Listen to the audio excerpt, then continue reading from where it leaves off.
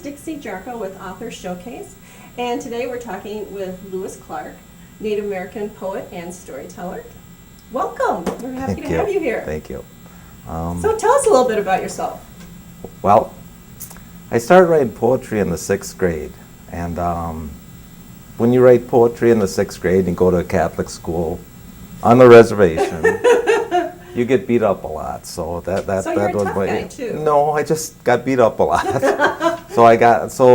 But we had a poetry lesson and in our school, and I started writing poetry, and I was lucky enough that when they sent books to our school, the white community gave us books for our library, which was basically 2 shelves, and there were great books and hard for a 6th grader to read, but The Once and Future King by T.H. White, Count of Monte Cristo.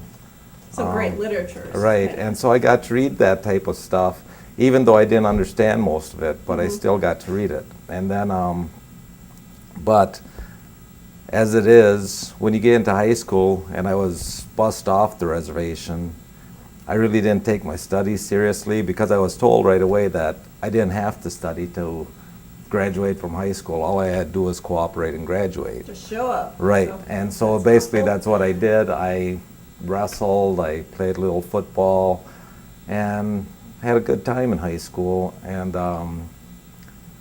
but then I knew that there had to be something more. Typically, for students and people of the early 70s, I met a girl when I was 16, she was 15, and she wouldn't go out with me, so I knew she had great taste.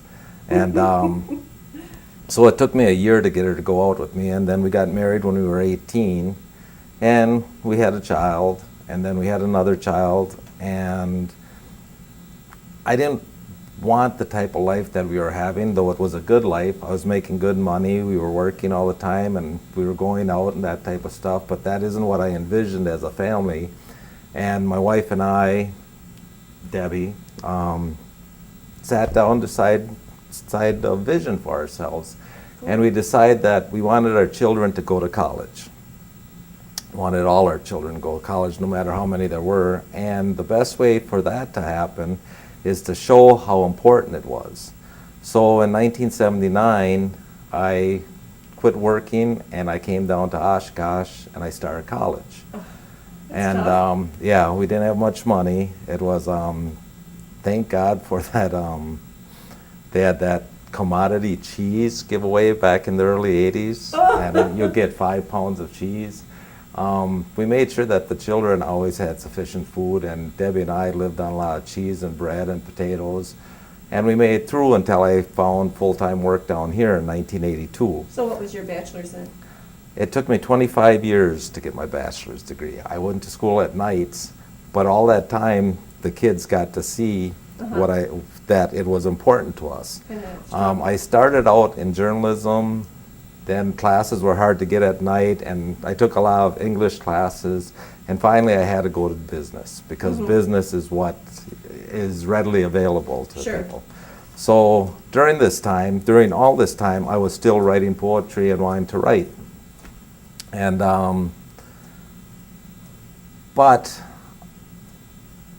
and I was told this by a professor, that if you want to write poetry and you want to rhyme, go to Nashville. Don't even bother writing poetry, because poetry doesn't rhyme, and so that type of stuff. So I worked real hard at it, and then we also worked hard on raising our family. Like I coached baseball for 19 years. How many kids did you end up with?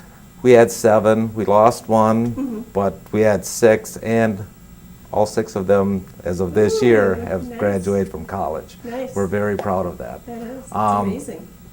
But I started writing poetry the way that I heard it in my head. And that was rhyming, that was with a beat. And I recall back in the early 60s, we would have powwows on the reservation, not the powwows that they have now, which is more tilted towards bringing in spectators and that, but real powwows where Indians from all over would just gather on the ball diamond, and then the drums would play all night long, and you could hear the drums from your house, and it brought a security to a little boy. Mm-hmm.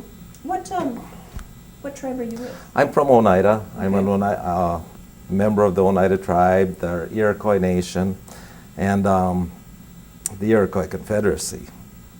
And I am a member of the Bear Clan. But anyway, so with those drums, I started using that in my poetry. I started trying to bring that out, and I was just doing it for me. I wasn't doing it for anybody else, but just for me to catharsis for my feelings.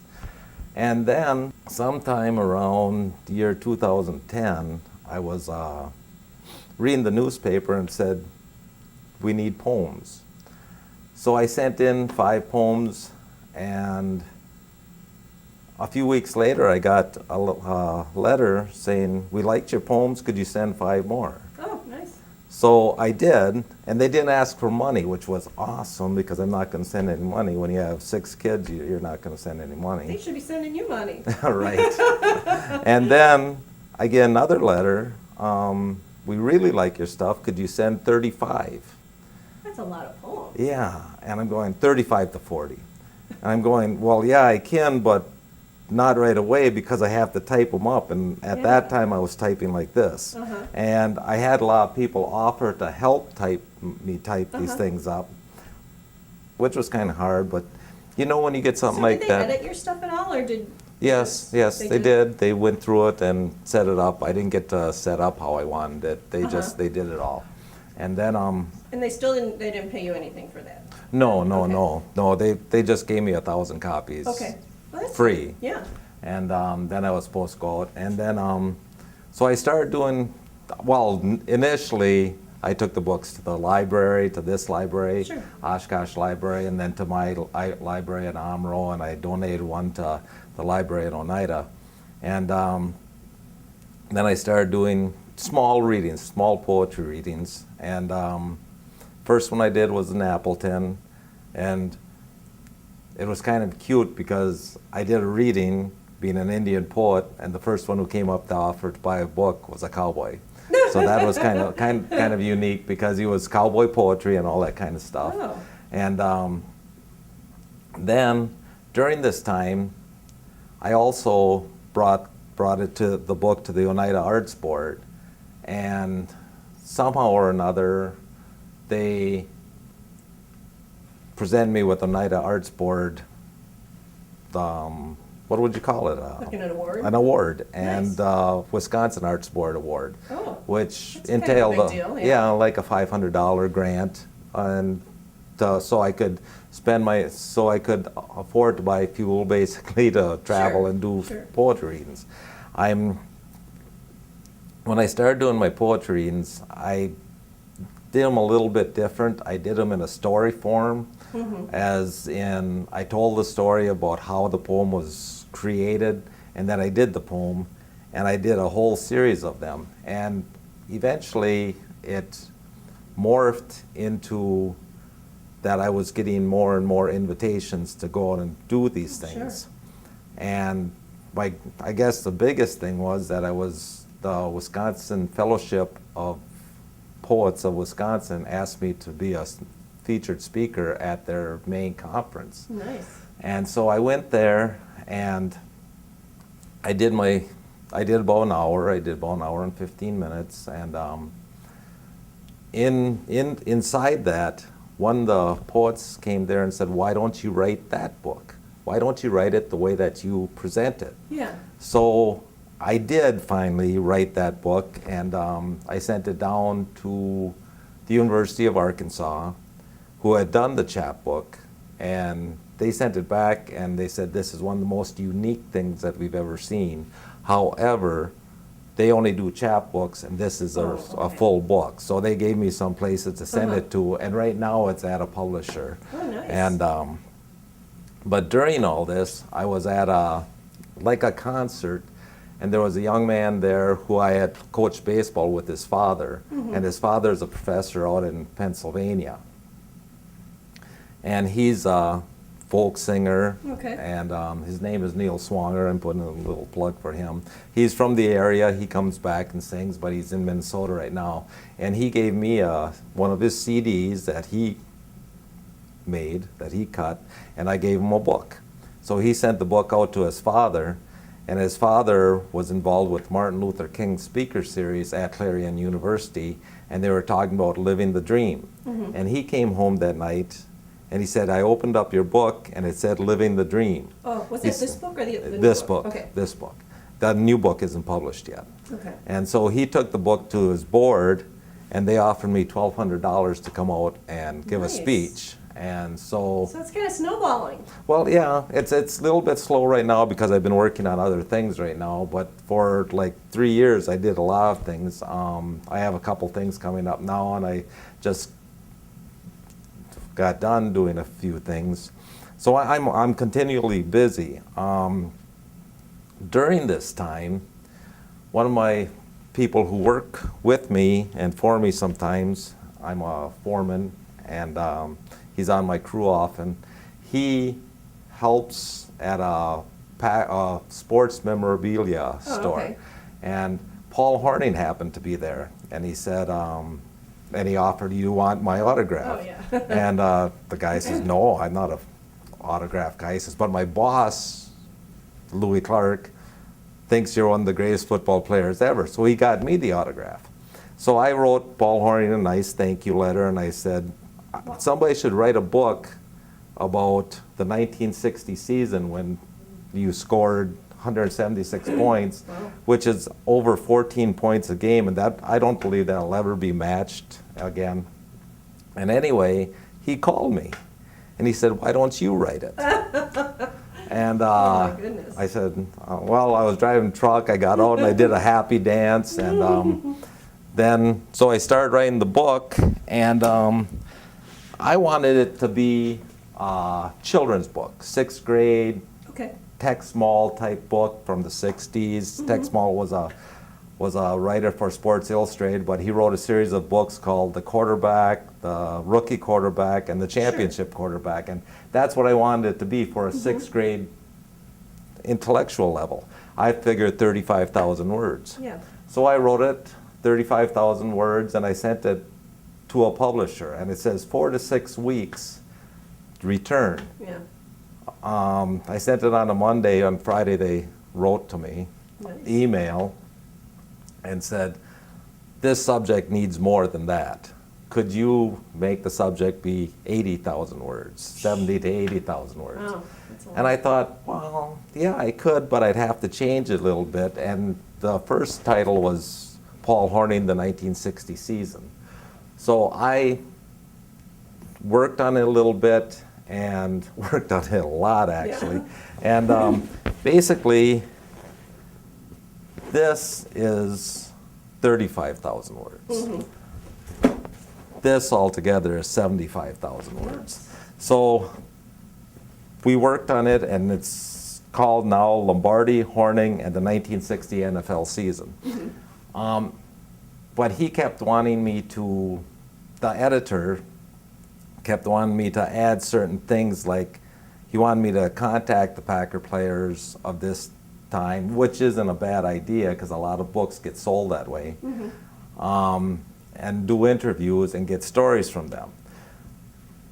But I fought it, and I said, this is my book, I'm going to do Sure. it my way, because I wanted it to be statistics, I wanted it to be something that I wanted to read. And it was a synopsis of the 1960 season. I used all the newspapers, and I did a lot of research. And Horning had just released a book, Horning, my scrapbook or something, and I found like 6 to 8 major stories that didn't jive with the newspaper accounts of the time. Okay. So that's what I used as my ace in the hole, is that this is my book and I wanted it to be my book.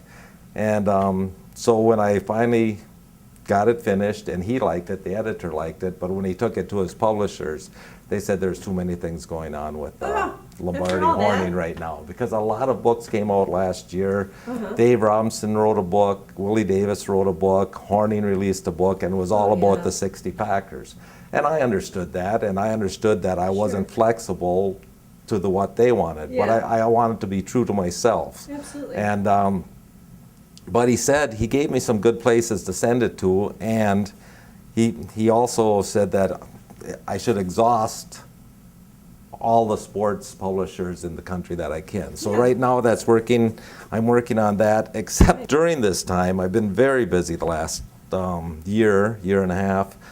I wrote another book about, I guess it's basically about this mascot issue, or Oh, yeah. or how it is to be an Indian during this millennium. And tell us, the mascot issue is a lot of teams use an American Indian as Right, their, right. like the Illini for Right, and like the Redskins. the Redskins. And I don't know if many people know that the reason Redskins is a derogatory term for the Indians is because in 1653, the New England Trading Company put a bounty out on the Indians, and it was like 200 pounds for a male, 100 pounds for a female, and 50 pounds for a child, and That's horrible. which is, I don't know how it would equate in American dollars. And back then, yeah.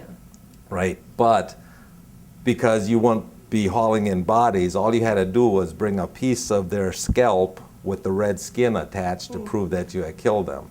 So that is a big reason why Yeah. we don't think it's appropriate to use as a mascot. But I wrote this book and I titled it Redskin. And the life and times of Eddie Case. But it's mostly things that I encountered growing up. But I wanted to be able to bring in other Sure. ideas and that because of things that I knew. When you're born on the reservation, they don't tell you you're an Indian. Well, yeah. I mean, the Somebody doctor else doesn't has go to tell you that. "Whoop," and say, "Oh, it's an Indian." No, There they is a don't. doctor Right, there. right. They don't tell you that. And the way that most of us, my cousins and I, discovered that we were Indians, and we had talked to, is usually when we're laying flat on our back getting beat up, and somebody saying "stupid Indian," and so that book. And that one right now is at a publisher too, and I'm waiting on a 4 to 6 week thing with that one and the poetry book.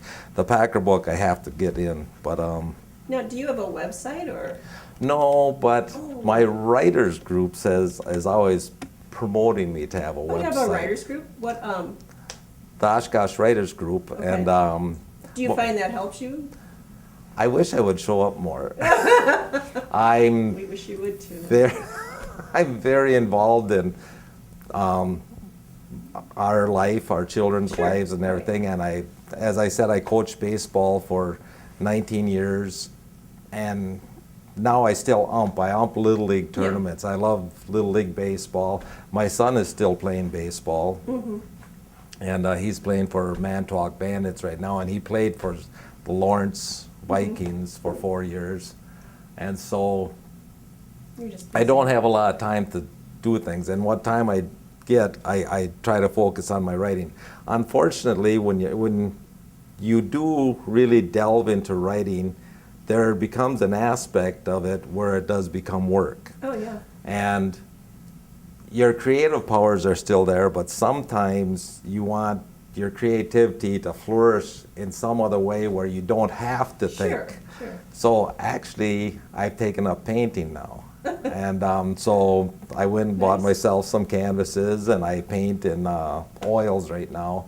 Nothing good because I'm not very good painter, but it's a release for me, and then I can go back to these other things. Now, would you be interested in reading one of your poems for Oh, us? sure, sure. The backstory, tell us what the backstory Oh, is. And I have a very good backstory for this, but I hate to put you on the spot. I know you, um, but we'd love to hear something. I was thinking, as I said, that I'm a foreman, and what we do is we run heavy equipment. I dig ditches and put in culverts, and I'm involved in basically drainage for Sure. the Winnebago County. And a few years ago, I thought it was a good idea that I would take everybody's name who was working for me that day and put it inside a plastic bag and attach it to the culverts. It's kind of like a time capsule, so someday Oh, somebody that's will kinda dig up neat, our yeah. culverts and know it.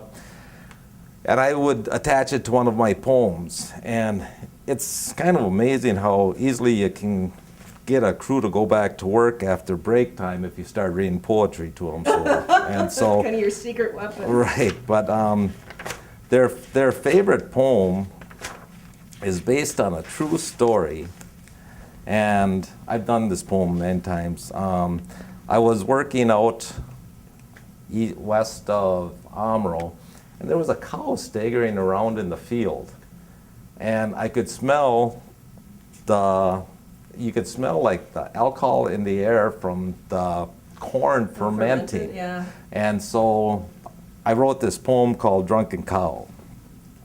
And so I went down to the canning factory sitting on the edge of town, where they picked up all the corn and sell it all year round. They tear up the stalks, the leaves, and the cobs, then they throw that all away. So the farmers come and pick it up and feed it just like hay, drunken cow. It sits there in the noonday sun until it's raw and ripe. I never smelled anything that bad, not even pickled tripe. Still, the farmers go and gather it in on the checkbook, it makes no dent. They stuff it in the storage bin and leave it to ferment, drunken cow. Now cats and rats and mice and dogs, they won't touch them a drop. But to Bessie and Bossy and all their friends, it's become their favorite crop. They gather together underneath a tree and munch it all the day. I do believe it's a coming trend for a cow to join AA, drunken cow. I feed it to my cows and then they grin from ear to ear. They gather, they stagger around and some fall down upon their dear year. I tell you this, it ain't no joke, though some call it a spoof. I put up with these crazy cows 'cause their milk is 90 proof. So that's cute. That's my crew's favorite poem, and we attach that to a lot of the culverts. And So most of your poetry is about things you observed, well, or growing up on the reservation, you do encounter the sadder aspects of life. Both my parents were alcoholics, but they were great people. My mother won a art award in 1943, and Eleanor Roosevelt came in and gave it to her. My father was a Bronze Star winner during World War II. He was in 44. He was under fire 44 times, and these things that I'm just learning about. Oh, yeah. Because we just found out, and he never said anything about it. And but growing up with alcoholics, there are issues that you have to deal with. so you work through that in some of your poems too? Yes, I have one that deals with abuse and alcoholism, which was very hard to write, but I think it helps a lot of kids, because I get to read in high schools. I go to high schools once in a while and get to do my poetry, and kids come out and say, oh, they understand that. Yeah. And this poem is called Closed Eyes. And it's kind of a sad one, but when Mama beat my daddy and my daddy beat my mom, the sun kept right on shining. No one said that it was wrong. The only consequences that we came to know was an eerie silence in the house. We kids were left alone. Sometimes there'd be extra treats, a pizza pie or chips. Sometimes there'd be motel rooms. They called the special trips. Sometimes there'd be extra cash to buy a comic book. Always there were sunglasses to hide that certain look. Some days the air hung heavy like God had gone away. Little boys just held their breath, too afraid to pray. Nighttime fell upon us, hopes of dreamless sleep. Curse of morning woke us up, we lost our soul to keep. My sister said I was adopted, which meant I didn't belong. Another form of refuge, for me a freedom song. Many countless hours trying to fit in. Where is life enchanted? Where do we begin? Is life out there for all of us, or are the windows always shaded? Is Superman an Indian, or are his ethics faded? We share his dual personality, secrets we can't share. We hide our grim reality, for no one seems to care.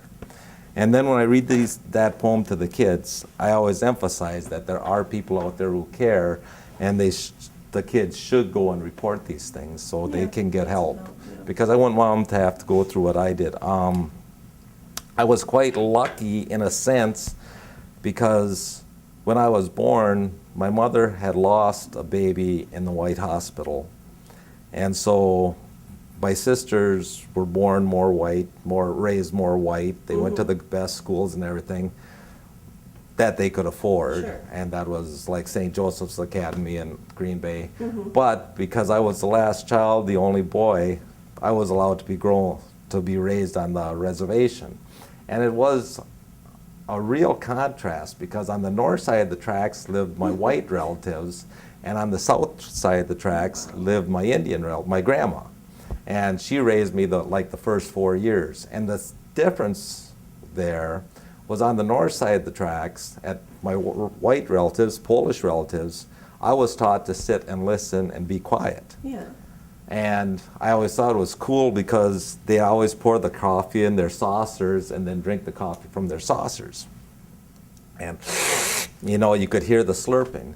And on the south side of the tracks, Grandma drank her sink of coffee from a cup, and she talked to me. She would always talk to me. And she would tell me things and how I should act, how people should act. And then at home, my mother always told me how I should act, how I should face the world, how I should understand the world. And my dad, too, just was always telling me about these great things in the world. And he had been all over the world during World War II and Korea. And he enlightened me, and he gave me dreams. Even though I wasn't always smart enough to know it, I knew when things were wrong. But they didn't put any shackles on me. Like, I could have done anything I wanted, which I realized wasn't a good thing. So what I did when I was growing up is I created my own moral compass and said that I can't do this and I can't do that. And then I gave the credit to my parents where I wouldn't be allowed to do things, which kept me out of a lot of trouble. When your parents are alcoholics, you look for something that can be counted on. Yeah. So I was able to spend a week with Eric Simonson and David Moranis. David Moranis wrote When Pride Still Mattered, and Eric Simonson wrote the Lombardi play for Broadway. And we started out right away, and they brought us the first drafts of the play for Lombardi, and we were going to edit them and go over them. And it starts out, Paul Horning is playing 1964, coming off his year when he was disciplined. He was given a year's suspension for gambling. And he came back and they told how he started out having just a real bad year. And I raised my hand and I said, wait. In 1964, the very first game of the year, he scored 3 field goals. He kicked the longest field goal he ever had, a 52-yard field goal. And the Packers beat the Bears, who had won the '63 championship, 23-12. And they're looking at me, how do you know these things? And throughout the whole week, that's how they kept going. How do you know these things? And I said, I lived it. Yeah, I was there all the time. And so I know all these things because Lombardi could be trusted. Yeah. And I was a little Catholic boy. Horning was an altar boy when he was growing up. Lombardi went to church every day. So I tried to go to church every day, and I tried to, even on Sundays, I would walk to church. And so I tried to emulate that type of thing. I wanted to go to college because I knew it was important for the development, for learning how to do different things and for making a better life. And that was the dream for the children. Yeah. Once we had them. But you can't go to college with a 1.878 grade point average when you're in high school. Yeah. But still, when I started working in a factory the day after I got out of high school, and the president of the company, Robert Shade, learned of my ability to write, and he asked me if I'd write for the company newspaper. Oh, nice. So I started writing for a company newspaper, and then it was, why are you working here? Why don't you go to college? And so finally in 1979, like I said before, my wife and I decided to go to college. And So what here would we are. you tell aspiring writers out there, our audience? Oh, aspiring writers, that's awesome. Just keep plugging it, or? Well, don't be in such a rush. I mean, it's once you get your name published and all that kind of stuff, that's the initial Yeah. boost. It's an ego thing. But it's not the satisfying thing. It doesn't satisfy you to get you. What's satisfying is to take something, to create something, write it, and do it the very best you can, void of what anybody else thinks.